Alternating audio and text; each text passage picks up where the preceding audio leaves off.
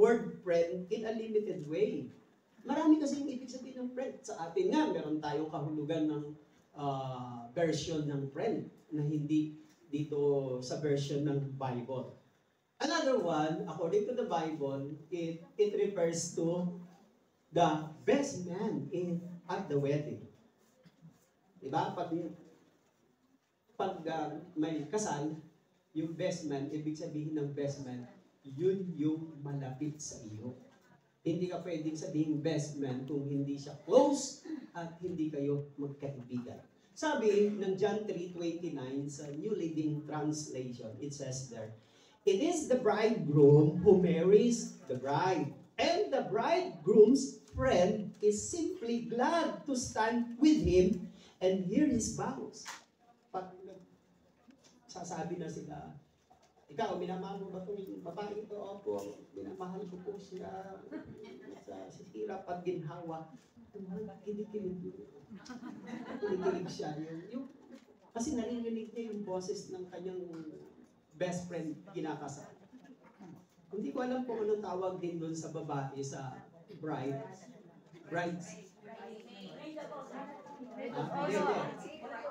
Hindi ko alam. Basta best man lang ako. Bahala na kayo doon. Sa inyo na yun.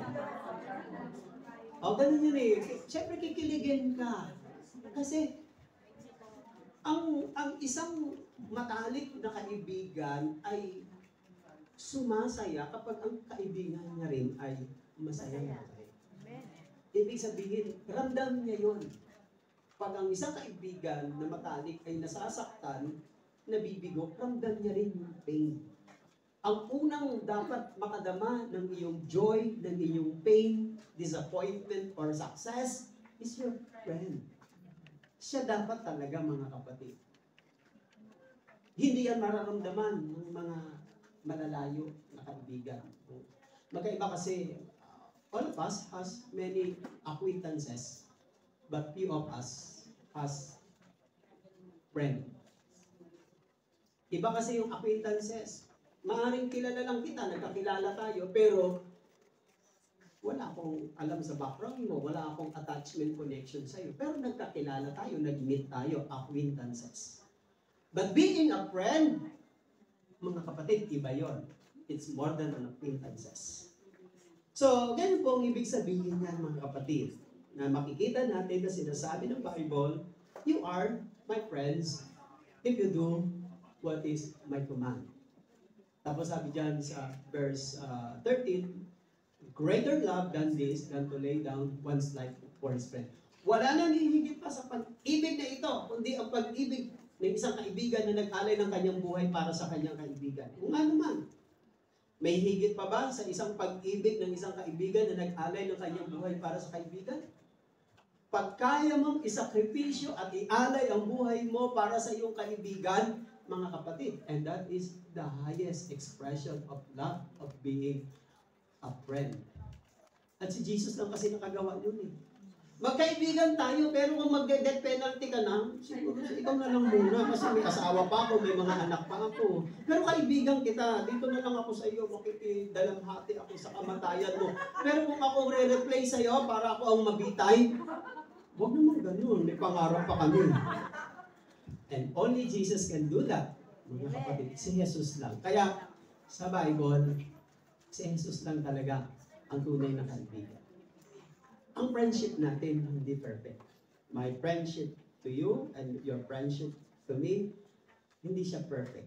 Laging may darating ang time, may pagkukulang, may ma-offend, merong mawawala, at may manghihina at manglalamig.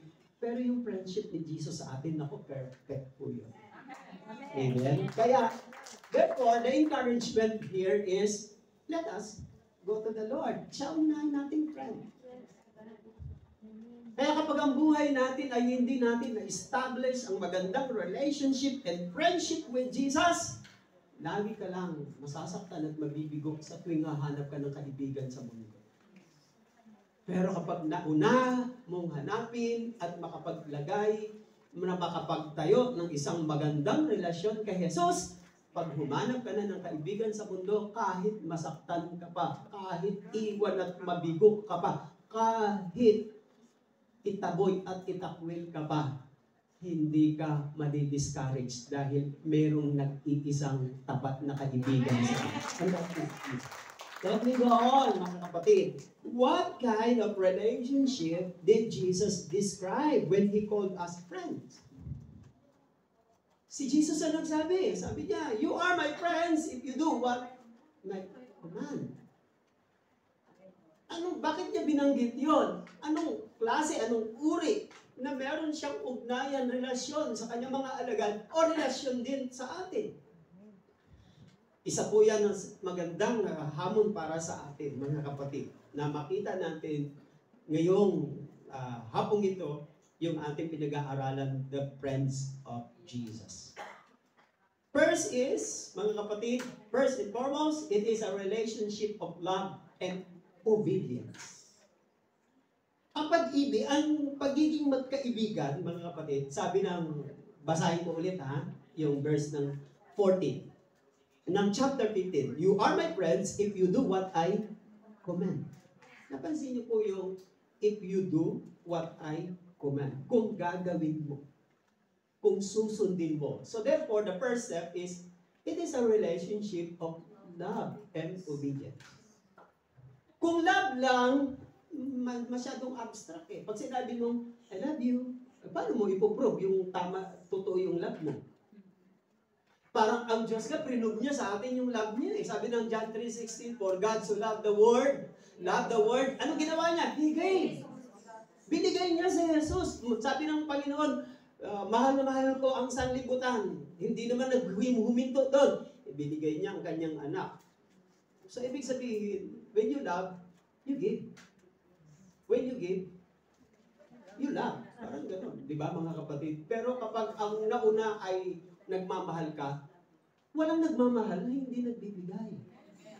Hindi pwede yun. Nagmamahal ka, tapos kuripot ka. Hindi ganun. Lahat ng nagmamahal, nagbibigay, ibinibigay. Hindi na kailangan magparaya ka, pakumbaba ka, ibigay mo kasi mahal mo siya eh. Minsan tinanong ako ng mga anak ko, Papa, alam niyo naman si Mama, parang Armalite. Paano po kayo nakatagal? Sinagot kong mga anak ko, yes lang. Anak, yes. Anong ibig niyo sabihin? Basta pag nasalita si Mama niyo, yes. Yes. Eh di tatagal talaga kayo nun. Pero pag kinokontra mo, saan mauuwi yun? Baka lumaki yung apoy, magkaroon ng hamunan, magkakaroon ng hiwalay. Hindi naman yung pagiging under desire eh. Ang ibig sabihin, marunong ka lang mag-protect para tumagal at ma-preserve, mga kapatid. Kung minsan kasi, ayaw natin ibaba ang pride natin eh. Sa mga kapartner natin, gusto natin itapakan, gusto din natin mang-challenge, mang-hamon, mang-provoke. Kaya, walang relation na nagtatagal kapag hindi ka marunong magbigay. Sabi ni, ako kasi Confucius yun, sabi gano'n, once step backward, two step forward. Oh, dapat gano'n, one step backward, two step forward. Pag humakbang ka ng isang hakbang patalikod, may dalawang hakbang ka paharap, pasulong. Ibig sabihin, lamang ka. Ibig sabihin, may advantage, may kalamangan ang nagpaparaya. So that's it, mga kapatid. It is a relationship of love and obedience. How do you prove that you love Jesus? Simple. Mahal mo si Jesus? Ang dami naman kaya pag tinanong natin sa labas, lahat na nagsisimba, mahal mo si Jesus? Mahal. Pero tanungin mo, sumusunod ka ba sa Kanya? Sandali lang po, pag-iisipan ko muna. Doon na lang tayo magkakatalo. To prove that you love someone, you have to obey Him. Pakinggan mo siya, sundin mo siya. Huwag mo siyang laging bibigyan ng pain, bibigyan ng sama ng loob, disappointment, o sakit. Friendship with Christ, ang pakikipagkaibigan natin sa Panginoon is, sabi, laki na ng tinalon. Ang pakikipagkaibigan natin sa Panginoon involves love and obedience. Kaya nga si Jesus nagtatanong na dyan eh. Sabi niya, if you do my command, you are my friends if you do what is my command.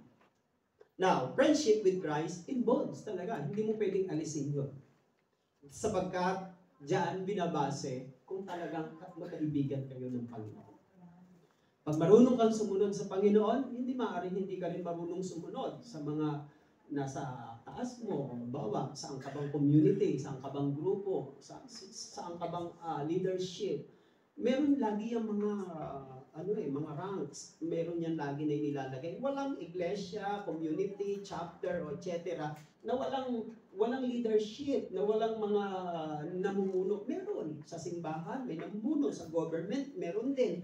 Lahat yan magkakagulo-gulo kapag lahat ay puro pasaway.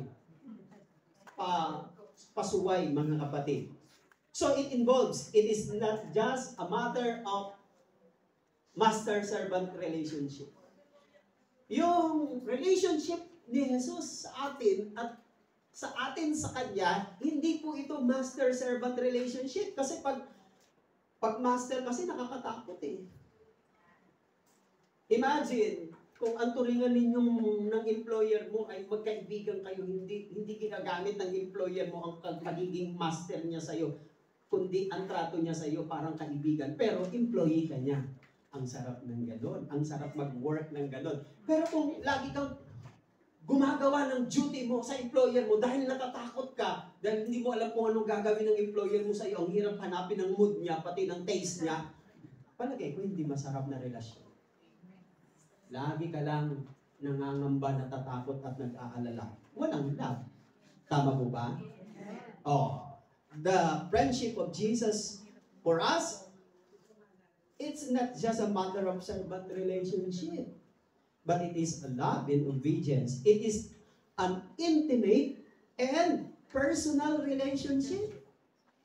Dapat yung relasyon natin sa Panginoon, intimate. Pag sinabing intimate, malapit na malapit, dikit na dikit, matalik ang ibig ko sabihin.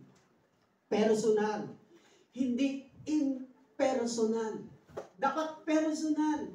Because God is not an impersonal God. Hindi naman siya mahirap makilala. Kasi nagpapakilala siya sa Bible, nagpapakilala siya sa kanyang mga salita. Ang Diyos na dapat gusto mong maging kaibigan, hindi siya mahirap abutin para hindi mo siya makilala. May mga taong, ang hirap kilalanin. Ang tagal-tagal nyo nang nagsama, ang hirap pa rin makilala. Kasi may mga attitude character na masyadong naka-preserve, naka-discreet. Ang Diyos, habang basa-basahin mo ang kanyang mga salita, ang mabuting balita, ang mga gospel, makikita mo yung kanyang character ng Diyos eh. Napaka-lonely, napaka-humble, laging lumalapit sa tao, mga kapatid. So, ang gusto ng Panginoon na relasyon sa atin, intimate. Jesus doesn't want a surface relationship. Ayaw niya ng impersonal. Gusto niya personal, intimate. Napakasarap ng isang relasyon na kilalang-kilala niyo ng isa't isa. Ewan ko kung tama sa inyo, naniniwala kayo sa kasabihan, kapag ang mag-asawa daw o magkaibigan ay matagal nang nagsasama, nagiging magkamukha. Ewan ko kung papayag kayo maging kamukha ng asawa nyo.